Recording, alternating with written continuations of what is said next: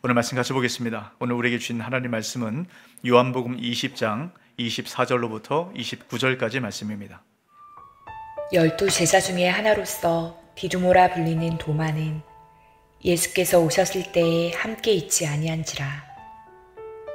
다른 제자들이 그에게 이르되 우리가 주를 보았노라 하니 도마가 이르되 내가 그의 손에 못자국을 보며 내 손가락을 그 못자국에 넣으며 내 손을 그 옆구리에 넣어보지 않고는 믿지 아니하겠노라 하니라.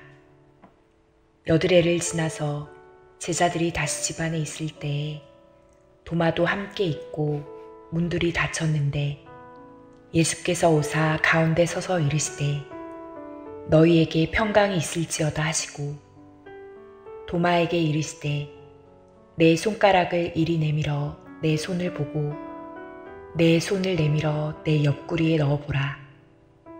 그리하여 믿음 없는 자가 되지 말고 믿는 자가 되라.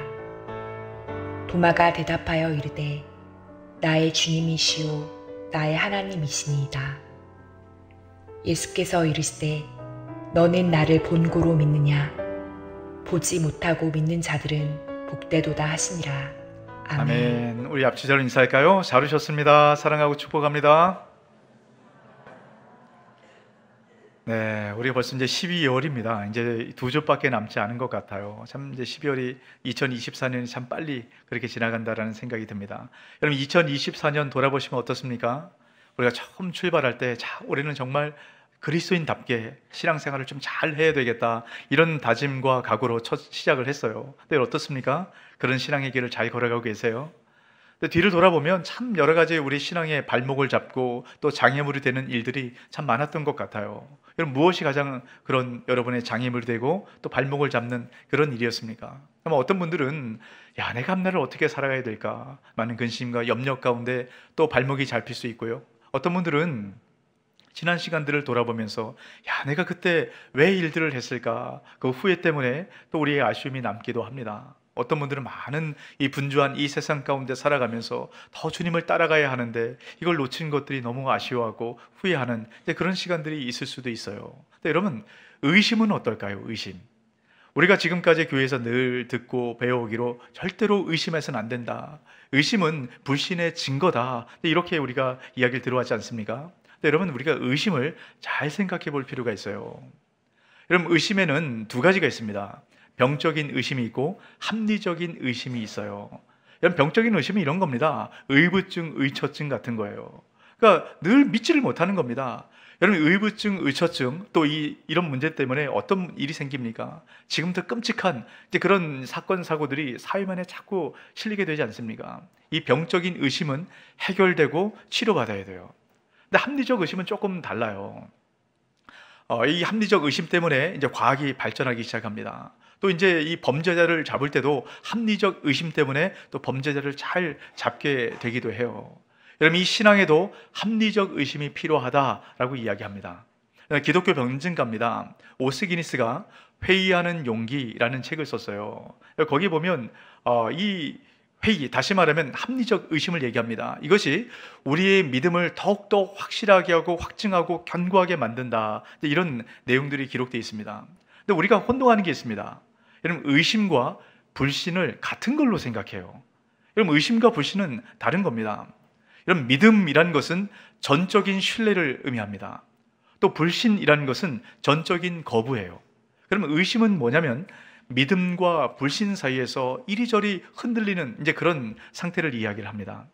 이 책에 보면 이제 오스기니스가 자기가 경험한 이야기를 해요. 남유럽에 여행을 하다가 어떤 한 농부를 만난 이야기를 합니다.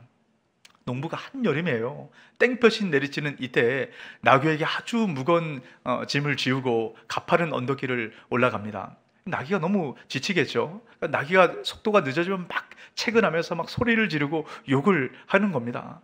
나귀가 그렇게 욕을 해도 이 가파른 언덕길을 올라가는 게 너무너무 힘들잖아요.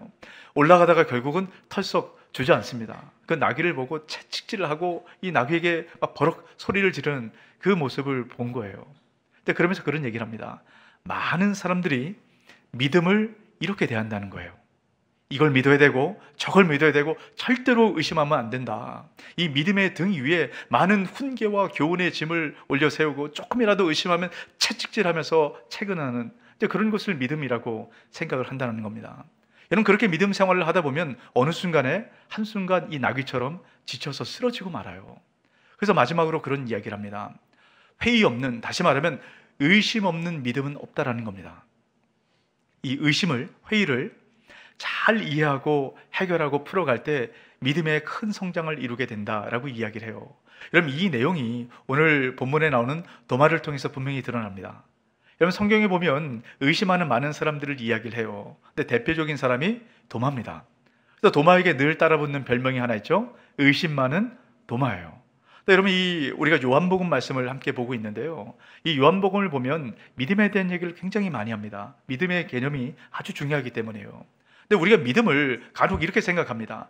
기적적으로 뭔가 짠하고 내 마음 가운데 믿음이 생기는 것, 이렇게 생각해요. 근데 성경에서 말하는, 특별히 요한복음에서 말하는 믿음은 그런 게 아닙니다. 믿음은 씨앗처럼 심겨져요. 그리고 뿌리가 깊이 내립니다. 그리고 어느 순간인가 이 믿음이 자라서 열매를 맺는 것, 성장하는 것으로 믿음을 이야기를 합니다. 도마를 통해서도 이게 분명히 드러나요. 자, 여러분, 도마의 그 이름에 붙는 특징이 하나가 있는데요. 자, 24절 말씀 보시기 바랍니다. 12 제자 중에 하나로서 디두모라 불리는 도마는 이라고 얘기합니다. 이 도마 이름 앞에 어떤 수식어가 붙어요? 디두모라고 합니다. 이 디두모라는 말은 쌍둥이란 의미예요. 그러니까 아마 도마가 쌍둥이였던 것 같아요. 근데 이 디두모라는 말은 요한복음에만 나오거든요. 그러니까 특별히 믿음에 대한 이 이야기를 통해서 왜 디두모라는 이름을 굳이 붙였을까? 여러분, 이 디두모라는 의미는 쌍둥이 외에 이중성이라는 의미도 함께 담겨 있다라고 얘기합니다. 뭘 의미할까요? 도마의 상태를 이야기를 하는 겁니다. 지금 믿음과 불신 사이에서 왔다 갔다 하는 이 이중적인 모습, 이 모습이 도마에게 분명히 드러난다. 이것을 디두모라는 말을 통해서도 다시 한번 분명히 확증을 하고 있는 것이죠. 여러분, 도마는 참 의심이 많았어요. 근데 이 도마가 마지막 인생의 끝에 어떻게 끝나는지 아세요? 인도로 갑니다. 인도에 가서 복음을 전하다가 순교하는 그런 인생으로 마무리를 짓게 돼요. 여러분, 그렇게 의심이 많았던 도마입니다. 근데 순교할 수 있는 믿음의 사람으로 바뀌게 돼요. 여러분, 도대체 그렇게 의심 많던 도마가 어떻게 이런 믿음의 사람이 될 수 있는가? 오늘도 우리가 그 과정을 살펴보면서 우리 안에 믿음의 뿌리를 깊이 내리고 믿음이 성장하는 저와 여러분 되시길 주의 이름으로 축복합니다. 자, 그러면 도마의 상태, 도마의 그 성품, 성향이 어떤가 먼저 우리가 생각해 볼 필요가 있는데요. 도마가 어떤 사람인가를 잘 보여주는 말씀 하나가 있어요. 우리가 지난주에 나눴던 그 말씀입니다. 예수님께서 십자가에 달려 죽기 바로 전날 제자들을 모아서 처해 만찬을 하시죠. 그리고 내가 이제 곧 죽게 될 거다. 내가 이제 너희를 떠날 거다. 이 말씀을 하십니다. 그러니까 제자들이 이 얘기를 듣고요. 너무너무 근심이 됐어요. 야, 주님 떠나가면 우리 어떻게 살지? 이 근심과 걱정과 염려 가운데 있는 이 제자들에게 주님께서 이렇게 말씀합니다. 요한복음 14장 3절에서 4절입니다. 가서 너희를 위하여 거처를 예비하면 내가 다시 와서 너희를 내게로 영접하여 나 있는 곳에 너희도 있게 하리라. 내가 어디로 가든지 그 길을 너희가 아느니라. 주님께서 말씀합니다. 내가 가는 길 너희가 안다 라고 얘기를 해요. 이 주님의 말씀 앞에 여러분, 도마가 어떻게 반응하는 걸 잘 보세요. 요한복음 14장 5절입니다. 도마가 이르되 주여, 주께서 어디로 가시는지 우리가 알지 못하거늘 그 길을 어찌 알겠사옵나이까. 여러분, 어떤 상황인지 아시겠어요? 다른 제자들은 예수님 떠나가신다고 막 걱정하면서 울먹울먹하며 지금 이렇게 이야기하고 있는 상황입니다. 그 상황 앞에 지금 도마가 얘기하는 거예요. 예수님, 주님이 어디로 가는지 모르는데 우리가 그 길을 어떻게 합니까? 이런 분위기 확 깨는 그런 이야기 아닙니까? 도마는 이걸 보면 굉장히 논리적이고 합리적인 그런 사람이었던 것 같아요. 오늘 말씀에도 여러분 그게 분명히 드러납니다. 주님께서 부활하셨어요. 또 제자들에게 찾아오셨는데 마침 그때 도마가 그 자리에 없던 겁니다. 그러니까 제자들은 이 예수님 만나서 너무 기뻐하고 행복해요. 도마에게 얘기합니다. 야, 우리가 예수님 만났다. 아무리 얘기해도 도마가 믿질 않는 겁니다. 그러면서 25절과 같이 이야기를 하죠. 다른 제자들이 그에게 이르되 우리가 주를 보았노라 하니 도마가 이르되 내가 그의 손에 못자국을 보며 내 손가락을 그 못자국에 넣으며 내 손을 그 옆구리에 넣어보지 않고는 믿지 아니겠노라 하니라. 못 믿겠다는 거예요. 못 믿겠다고. 자, 여러분, 이 도마의 모습이 어떠세요? 야, 참 믿음 없다, 이 생각 드세요? 네, 여러분, 사실 우리가 표현하고 말하지 않아서 그렇지 이 도마의 모습이 딱 우리의 모습 아닙니까? 여러분, 이 죽었다가 살아났다는 이 이야기, 여러분 믿어지세요? 우리가 그동안 늘 그냥 믿어, 이러니까 믿어왔어요. 한번 생각해 보세요. 엊그저께 장례를 다 마쳤어요. 그런데 그 죽었던 사람이 살아났대요. 믿어지십니까? 지금 바로 이런 상황이에요. 잘 믿어지지가 않는 이런 상황입니다. 근데 우리는 이 믿어지지 않는 상황을 그냥 믿습니다. 우리가 그동안 배워왔던 신앙 뭐라고 얘기합니까? 그냥 무조건 믿어. 잘 이해가 되지 않아요. 그래도 무조건 믿어. 의심하는 건 죄야. 무조건 믿어. 이런 얘기를 늘 듣다 보니까 여러분, 우리는 의심할 생각을 하질 않습니다. 그냥 무조건 믿고 살아가는 거예요. 우리가 어렸을 때부터 이렇게 신앙 교육을 받아요. 근데 그렇게 어렸을 때는 뭐 부모님 믿으라고 하니까 믿는 겁니다. 이제 그러다가 어느 정도 이제 머리가 크고 이제 나이가 들어가요. 중고등학생이 되면 여러분, 이런 통계 내용이 하나가 있어요. 84%가 성경을 보는 순간 믿음이 떠나버린다라고 얘기합니다. 여러분, 이 얘기가 뭔지요? 성경을 보면 믿지 못할 얘기 너무너무 많다는 거예요. 그 중에 하나가 부활 아닙니까? 죽었던 사람이 어떻게 살아나? 이런 생각이 드는 거예요. 여러분, 우리가 어느 정도 이성적 사고를 갖고 이런 성경의 내용을 보면 못 믿을 내용이 너무너무 많습니다. 그러니까 중고등학생이 되니까 교과서에서 배웠던 내용하고 그동안 알고 있었던 이 신앙의 내용이랑 너무 이 차이가 나는 겁니다. 그래서 많은 학생들이 믿음을 떠나버리는 거예요. 그냥 무조건 믿어 라고 했는데 믿을 수가 없는 상황에 이르는 겁니다. 그럼 어떻게 될까요? 우리가 많은 경우에 자녀들에게, 또 믿음이 약한 사람들에게 그냥 믿어 이렇게 이야기하는 이유가 뭡니까? 혹시 의심을 가지면 이 믿음을 떠날까봐 이게 염려가 돼서 그냥 믿어 라고 이야기를 하는 것 아니겠어요? 또 이걸 설명하기가 너무 어려운 겁니다. 그러니까 자꾸 믿어 라고 이야기를 합니다. 네, 여러분 잘 보세요. 여러분, 의심한다고 떠나는 게 아니에요. 여러분, 그렇게 의심 많던 도마, 마지막 여러분 어떻게 고백을 합니까? 28절입니다. 도마가 대답하여 이르되 나의 주님이시오 나의 하나님이시니이다. 주님 뭐라고 얘기합니까? 주님 나의 주님이시고 나의 하나님입니다. 이런 가장 아름다운 믿음의 고백을 하게 됩니다. 자, 그러면 우리가 갖고 있던 이 의심이 이런 믿음의 고백으로 바뀌기 위해서는 여러분, 우리가 어떻게 해야 될까? 무엇이 필요할까? 오늘 말씀을 통해서 이걸 잘 살펴보셔야 돼요. 자, 그러면 먼저 도마가 왜 의심을 했는가? 이 이유를 먼저 살펴볼 필요가 있습니다. 그럼 도마가 왜 의심을 했을까요? 자, 의심을 했던 분명한 이유 하나가 있습니다. 자, 24절 말씀인데요. 12제자 중에 하나로서 디도모라 불리는 도마는 예수께서 오셨을 때 함께 있지 아니한지라. 여러분, 이게 가장 중요한 원인입니다. 주님 계신 그때 도마는 없었어요. 자, 여러분, 이게 무슨 내용인가? 이 의미를 조금 풀어보실 필요가 있는데요. 자, 19절 말씀 보십시오. 이날 곧 안식 후 첫날 저녁 때에 제자들이 유대인들을 두려워하여 모인 곳에 문들을 닫았더니 예수께서 오사 가운데 서서 이르시되 너희에게 평강이 있을지어다. 여러분, 제자들이 예수님 죽으시고 이제 자기들도 잡혀갈까 봐 너무너무 두려웠어요. 산 집에 모여서 문을 닫고 숨어 있었습니다. 이 두려움 가운데 있는 제자들에게 예수님 나타나셨어요. 그리고 말씀합니다. 너에게 평강이 있을지어다. 그리고 20절 말씀에 이렇게 얘기합니다. 이 말씀을 하시고 손과 옆구리를 보이시니 제자들이 주를 보고 기뻐하더라. 이 부활하신 예수님, 이 예수님 만나보니까요, 야, 예수님 다시 살아나셨구나. 이 부활하신 예수님 만난 순간 두려움은 다 사라집니다. 그리고 기쁨과 평강으로 가득 채워지게 돼요. 제자들은 그 은혜를 경험합니다. 하지만 도마는 그걸 경험하지 못해요. 왜 경험하지 못합니까? 그 자리에 없었거든요. 여러분 잘 생각해 보세요. 여러분, 예수님이 도마가 믿지 못했다고, 주님을 만나지 못했다고 주님이 부활하지 않은 것입니까? 아니에요. 주님 부활했어요. 근데 그 부활의 예수님을 통해서 기쁨과 평강이 도마에게는 없었습니다. 여러분, 왜 그럴까? 왜 믿지 못했을까? 이걸 잘 보셔야 합니다. 자, 25절 말씀을 다시 한번 잘 보시기 바랍니다. 25절 같이 한번 읽습니다.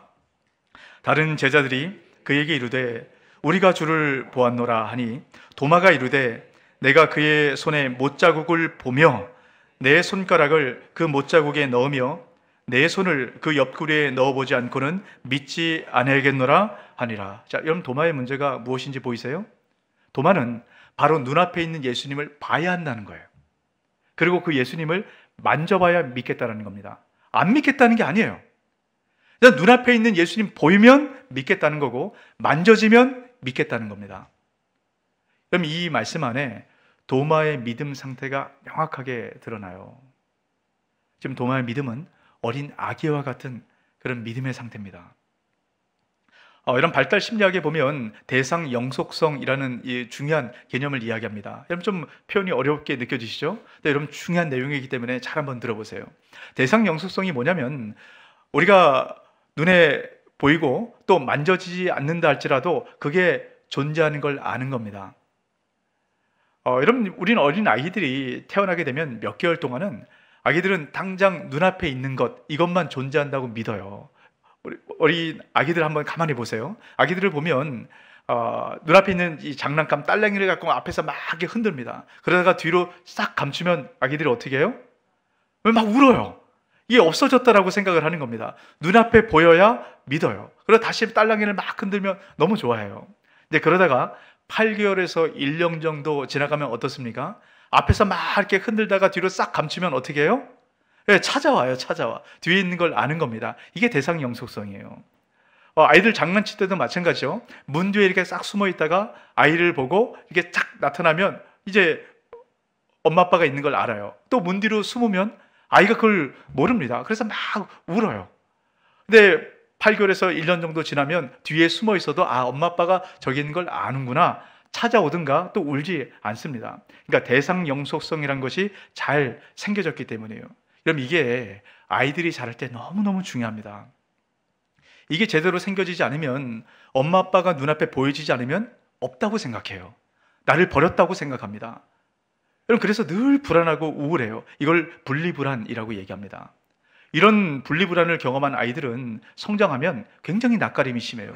그리고 의기소침하고 사람들과 잘 어울려 살아가지 못하고 늘 불안 증세를 여러분 그렇게 보여지게 됩니다. 그래서 어렸을 때부터 이 아이들이 이 대상 영속성이 잘 생겨질 수 있도록 훈련을 시켜야 한다라고 얘기합니다. 여러분 그 방법 중에 하나가 뭐냐면 여러분 잘 아는 방법이에요. 깍꿍놀이입니다. 깍꿍.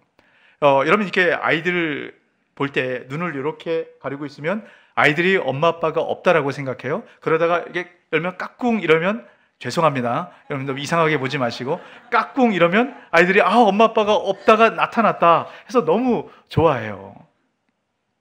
이걸 몇 번 반복하다 보면 아이들이 어떻습니까? 얼굴을 이렇게 가리고 있어도 엄마가 그 뒤에 있는 것 아는 거예요. 마찬가지로 문 뒤에 이렇게 살짝 숨었다가 나타나는 이 훈련을 계속 반복하다 보면 이 뒤에 숨어 있어도 엄마 아빠가 저 뒤에 있구나 이걸 아는 겁니다. 그러면 아이는 성장하게 돼요. 정서적으로 아주 안정하게 됩니다. 이것이 이제 발달 훈련이에요. 여러분 잘 한번 생각해 보세요. 오늘 예배를 다 마치고 여러분 나갈 때 제가 문 뒤에 이렇게 딱 숨어 있다가 딱 나타나면서 까꿍 제가 이렇게 한다고 생각해 보세요. 여러분 어떻게 보시겠어요? 야, 목사님 너무너무 힘들더니 드디어 목사님 저렇게 되는구나. 이제 어떻게 되나. 이런 걱정하지 않겠어요? 근데 여러분, 하나님께서 우리를 위해서 그렇게 하신다는 겁니다. 여러분, 우리 안에 때로는 이 믿음의 대상 영속성이 필요한데 이것이 없어서 우리가 늘 신앙이 자라지 않는 경우가 있어요. 여러분 믿음의 어린 아이와 같은 그 신앙을 살아갈 때는 당장 눈앞에 있는 일들, 내가 원하는 것들 이게 이루어져야 하나님 살아계시구나, 하나님 나와 함께 하시는구나 이렇게 생각합니다. 근데 여러분 우리가 믿음이 계속 이런 상태에 있으면 자라나질 않거든요. 여러분 내가 원하는 것이 없다 할지라도 하나님 느껴지지 않는다 할지라도 하나님 살아계심을 믿어야 돼요. 근데 그러려면 믿음의 대상 영속성이 필요합니다. 하나님께서 우리에게 이런 훈련을 시키신다는 거예요. 때로는 하나님 보이지 않는 것처럼 느껴질 때가 있습니다. 하나님 숨으신 것처럼 느껴질 때가 있어요. 여러분 그때 하나님이 안 계신 게 아닙니다. 보이지 않는다고 안 계신 게 아니에요. 하나님께서 우리를 훈련시키고 있는 중이라는 것을 여러분 기억하세요. 여러분 때로는 우리가 잘 보이지 않는다고, 느껴지지 않는다고 왜 하나님 나한테 이럴 수 있을까? 어떻게 하나님 나한테 이렇게 행하실 수 있을까? 이런 느낌 들 때 있습니까? 그럼 기억하세요. 하나님께서 우리를 믿음의 훈련을 시키시는 깍꿍 훈련을 하고 계신다라는 겁니다. 여러분, 이 시간들을 통해서 우리가 믿음에 성장해야 합니다. 그렇게 되면 우리 삶 가운데 때로 많은 근심과 걱정과 염려거리가 있어도 하나님 신뢰해요. 염려하지 않게 됩니다.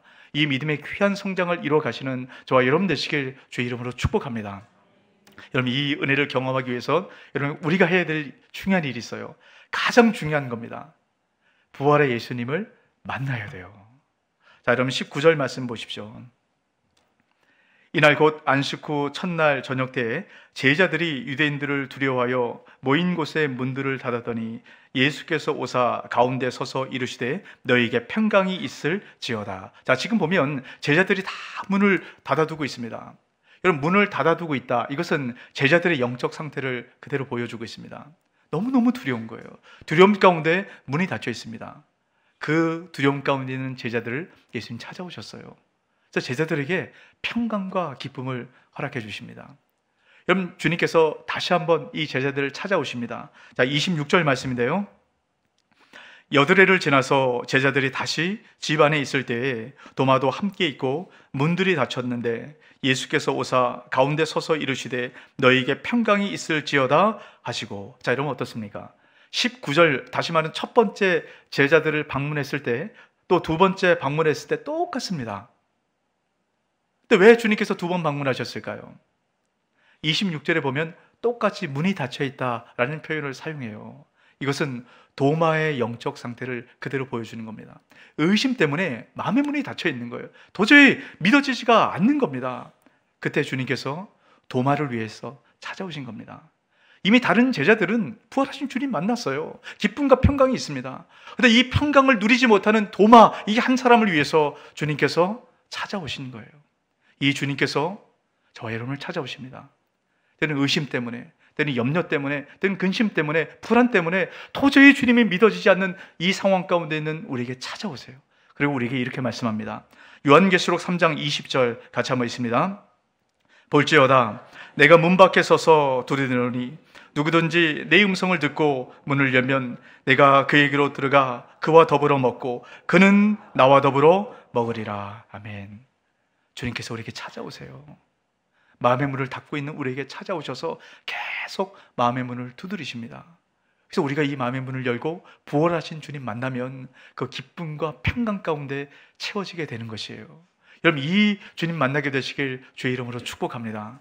여러분, 이 주님 만나려면 우리가 해야 되는 게 있습니다. 주님 오시는 그 자리에 있어야 해요. 주님 말씀하는 그 자리에 있어야 합니다. 여러분, 너무너무 당연한 것 아니에요?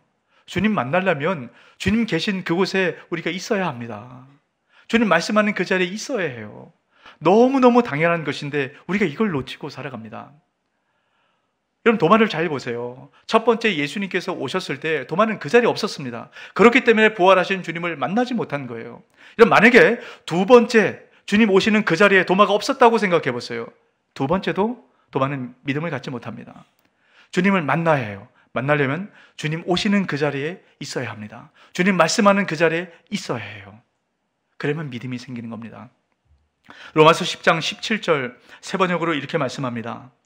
그러므로 믿음은 들음에서 생기고 들음은 그리스도를 전하는 말씀에서 비롯됩니다. 우리는 믿음이 성장해야 합니다. 그러기 위해서는 주님 말씀하는 그 자리에 있어야 해요. 근데 우리가 많은 경우에 의심이 생기고 염려가 생기고 우리 믿음이 흔들리면 그 자리에 안 있습니다. 이제 그러다 보니까 자꾸 믿음이 떨어지고 멀리 떠나게 되는 거예요. 여러분, 의심이 생기십니까? 잘 믿어지지 않으세요? 하나님 어떻게 나한테 이럴 수 있습니까? 원망이 생기십니까? 그럼에도 불구하고 끝까지 주님 계신 그 자리에 계세요.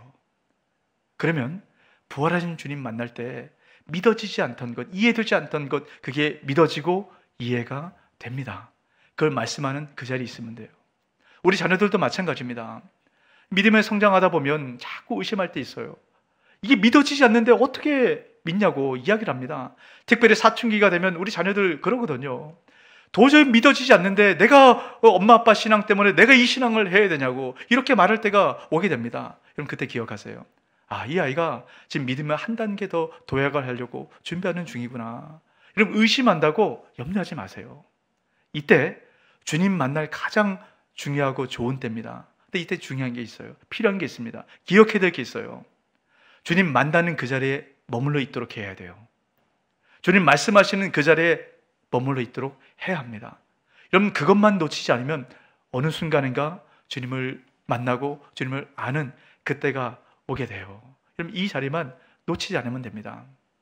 또 우리가 주님을 만날 수 있는 중요한 한 자리가 있습니다. 그 자리는 어디냐면 마태복음 25장에 아주 명확하게 이야기를 합니다. 마태복음 25장에 보면 예수님께서 이 땅 가운데 재림을 하세요. 이 재림하실 때 양과 염소를 이렇게 구분을 합니다. 양은 천국에 들어가서 영원한 기쁨 가운데 살도록 주님께서 택하신 사람들이에요. 염소는 영원히 벌받아 죽을 수밖에 없는 그 사람을 이야기를 합니다. 그럼 어떻게 양과 염소를 나눌까? 이 구별 기준은 아주 명확합니다. 마태복음 25장 45절 같이 한번 있습니다. 이에 임금이 대답하여 이르시되 내가 진실로 너희에게 이르노니 이 지극히 작은 자 하나에게 아니한 것이 곧 내게 하지 아니한 것이니라 하시니라. 지극히 작은 자, 가난하고 고통받고 소외받는 자들을 이야기를 합니다. 여러분, 그들에게 한 것이 내게 한 것이다, 예수님께 한 것이다 라고 말씀합니다. 그들에게 하지 아니한 것이 내게 하지 아니한 것이다 라고 말씀해요. 여러분, 지극히 작은 자, 가난하고 고통받고 소외받은 자, 그들 안에서 예수 그리스도를 만날 수 있다 라고 말씀을 하는 겁니다. 여러분, 우리가 다음 주에 왜 연탄과 이 김치 나눔 이런 일을 하는지 아십니까? 아니, 목사님 그냥 1년에 한 번 하는 것 그거 굳이 우리가 해야 됩니까? 이런 마음 들 수 있어요. 근데 여러분 잘 기억하세요. 교회는 구제기관이 아닙니다. 근데 우리가 왜 일을 합니까? 우리가 뭔가 구제해서 뭔가 우리 교회에 드러내려고 그거 하는 겁니까? 아니요. 교회는 그런 곳이 아니에요. 우리가 가난하고 고통받고 소외받은 그 심령들 가운데 나가는 이유는 첫 번째 우리를 위해서입니다. 그들 안에 함께 계시는 예수 그리스도를 만나기 위해서요. 여러분, 그들과 함께 계신 예수님 만나면 우리가 베풀고 나누고 우리가 드리는 비교할 수 없는 그 풍성한 은혜가 우리 가운데 부어지게 됩니다. 여러분, 이 도마가 부활의 주님을 만났을 때 여러분 그렇게 기쁨과 감격에 또 살았던 것처럼 이 제자들이 부활의 주님을 만나면 그렇게 기쁨과 감격 가운데 모든 두려움과 근심이 사라졌던 것처럼 우리가 그 주님 만나면 그 기쁨과 감격 가운데 거하게 되는 것입니다. 여러분, 이 일들 가운데 여러분 내가 뭔가 베풀고 나눈다 그렇게 생각하지 마세요. 부활하신 예수님 만나는 시간이라고 생각하십시오. 우리 자녀들도 마찬가지입니다. 여러분, 우리 자녀들이 믿음에 성장하려면 그 주님 만나도록 해주셔야죠. 무엇으로 우리 자녀들이 믿음 성장하겠습니까? 주님 만나는 그 자리에 가야 돼요. 그러다 보면 어느 순간인가 그 주님을 만나게 됩니다. 그러면 이런 고백을 하게 돼요. 28절 다시 한번 있습니다. 도마가 대답하여 이르되 나의 주님이시요 나의 하나님이시니이다. 바로 이 고백을 하게 됩니다. 엄마의 하나님, 아빠의 하나님, 목사님의 하나님, 권사님의 하나님, 장로님의 하나님이 아니라 내 하나님 만나게 되는 거예요. 주님 계신 그곳에 가야 만나요. 여러분, 이렇게 주님을 만나면 이제는 주님이 느껴지지 않는다 할지라도 주님이 나와 함께 계심을 알게 됩니다. 그럼 이것이 믿음의 대상 영속성이에요. 자, 여러분 29절 말씀을 주님께서 그 의미로 하시는 겁니다. 예수께서 이르시되 너는 나를 본고로 믿느냐? 보지 못하고 믿는 자들은 복되도다 하시니라. 여러분, 보고 믿는 자들은 어린아이 같은 그 신앙이거든요. 어린아이 같은 신앙은 봐야 믿어져요. 믿음의 초신자 때는 봐야 믿어집니다. 내가 기도하는 거 응답돼야 믿어져요. 하지만 믿음의 성장한 그 이후에 또 믿음에 성장하기 위해서는 보이지 않아도 믿어져야 돼요. 이 고백이 나오려면 나의 하나님을 만나야 합니다. 나의 주님을 만나야 돼요. 그래야만 보이지 않아도 나와 함께 계심을 알게 되고 믿어지게 되는 겁니다. 여러분, 도마를 보세요. 마지막에 순교하지 않습니까? 여러분, 주님을 위해서 모든 거 다 헌신하며 살았습니다. 근데 마지막에 순교해요. 여러분, 얼마나 이 허탈하고 억울할까요? 우리도 한번 생각해 보세요. 내가 주님 위해서 그렇게 애쓰며 살았는데 내 삶 가운데 많은 것들이 무너집니다. 그럼 뭐라고 우리가 생각합니까? 주님, 어떻게 이럴 수 있습니까? 내가 주님 위해서 얼마나 많은 신앙의 시간들을 보냈고 그렇게 헌신하고 봉사했는데 이게 뭡니까? 우리 신앙이 어린아이 같을 때는 이런 마음이 들 수 있어요.